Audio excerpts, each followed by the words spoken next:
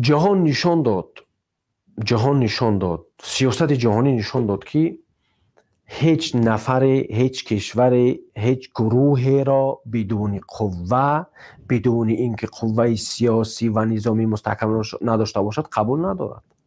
و اما خاطر باید که فکر آن را نیست کرد که گروه های مخالف باید با قوت باشند، هم از طرف پولی باشد و هم از طرف دیگر چیزهایی که واقعا برای آزاد کردن یک کشور در کار هستند. ما امروز بیاییم پوست کنده درباره همه چیزش گپ بزنیم. ما امروز بیاییم بگیم که هر یک نفری که انقلاب میخواه باید که او را در دفترچش نوشتگی باشه که هر کاری که برای آزادی کشور نیاز است او را باید استفاده ببری. این خب جهان میره نشان میده. و ما و شما نیز باز هم یک بار دیگه دیپلمات یا بگم خوب زیاد نشوه کلمه دوستای از ما و شما دیدیم که جهان وقتی دید یک گروه میتونه بازوری یک کشور را بگیرد که مجبور میشه که با او صحبت بکنه. امروز اگر ما انتظاری او را داشته باشیم که یک کشوری آزاد، یک کشوری که آزاد است میره و کشور ما را آزاد میکنه و ما و شما آزاد میشیم، یک فکر خطا است.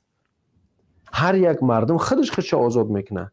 اگر شما نگاه بکنین که کشورهایی که واقعا در اونجا دیکتاتورهایی هستند که مردم اذیت میکنن، جهان را تهدید میکنن، هیچ کشوری به اونها حمله نمیکند تا زمانی که مردم خودشون نخواهد. اگر صدها هزار مردم در داخل کشور بکشن، وقتی که مردم خودش یک کار نخواه بکنه، جامعه جهانی شما را یاردم کردن نمیتونن. من این پوست کنده گفته استم تو که وقتی که ما با همین سیاست اومدیم دوستای عزیز، ما فکر کردیم که خیلی ما میریم آزادی میگیم، میریم جامعه جهانی را میفهمونیم که ما مردم آزاد هستیم و اگر شما ما را کمک کنید خیلی خوب میشود که ما با کشورمون آزادی بیان. بعد یک تحکش همتا روز پوست کنده طرف یک برادر همتا صحبت کرده گفت اگر همه شما را بکشن تا وقت ملت شما بیدار نشن ما هیچ کاری کردن نمیتونیم. یعنی با چون اخلاص تمام ارگانیزاسیون‌های، ولی این همه جا رفتن واقعا جای خوب است. ما باید حقیقت همه جا برسونیم. ما باید بگیم به خاطر مثلا اگر یک گروه امروز داخل تاجیکستان شاه انقلاب کنه، او را با آسانی میتونن که بگن که تروریستی و تمام دنیا بازیدش بفرویه. اما وقتی که یک مردم واقعا تمام جهانیان را شناس میکنن با اون برنامه‌هایی که دارن، اون برنامه‌هایی که برای کشور دارن و نشون میدن که ما برای هیچ همسایه خطرناک نیستیم و ما میخوایم واقعا آزادی داشته باشیم. امروز سیاست در جهان خیلی تغییر یافته است. چون که شما خونده باشین اگر در اخبارها میگن سال 2022 روسیه به اوکراین حمله میکنه. این چی معنی داره؟ خب آدمایی که اگر فهمش سیاسی دارن یک فکر بکنین. یعنی سیاست جهان عوض میشه وقتی که یک کشور به یک کشور دیگه حمله میکنه. این با اون معنا هست که دهیج بازی‌های کلون سر میشوند. و نفرانی که انتظار جنگ سوم جهان هستند، جنگ سوم جهان کایهاش که شروع شدگی است. بله، و تقسیمات دولت ها و عوض شدن زمین ها و عوض شدن ژئوپلیتیک انتظار همه ما و شما را داره. اینا ما باید خوب درک بکنیم. اینا ما باید خوب بفهمیم که هیچ این سیاست در جهان، هیچ ژئوپلیتیک به اون معنا است که تغییر یافتنی است. تغییر می‌یابه ژئوپلیتیک، سیاست جهانی تغییر می‌یابه.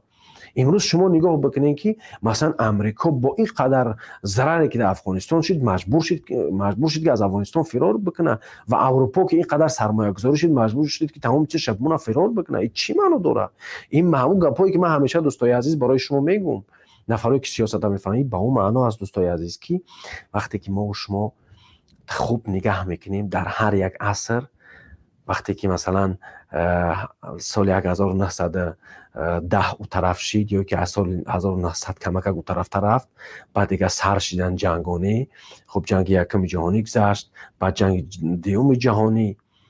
در هر یک عصر یک سیاست و ژئوپلیتیک و کشورها عوض میشوند. اینها عوض میشن با چی خاطر؟ به خاطری که در اونجا دیگر حکمران ها میان. امروز جوانای عزیز، امروز وقتی ما است، امروز وقتی مبارزه ما و شما است. امروز واقعا همون ساعتی است که ما آینده خودم میتونیم در دست بگیریم که برای نسل آینده بسپاریم شو. این از ما و شما واقعا وقت میخواه، مبارزه میخواه، اما این کاری شدنی است. و هر یک نفری امید داری که در آینده میخواهی کارگری باشی، میخواهی که حکمران باشی، میخواهی که وظیفه داشته باشی، تو باید اون وظیفه در داخلت زنده شوه، اون ایجادیات زنده بکنی که بتونی در آینده خدمتی بکنی.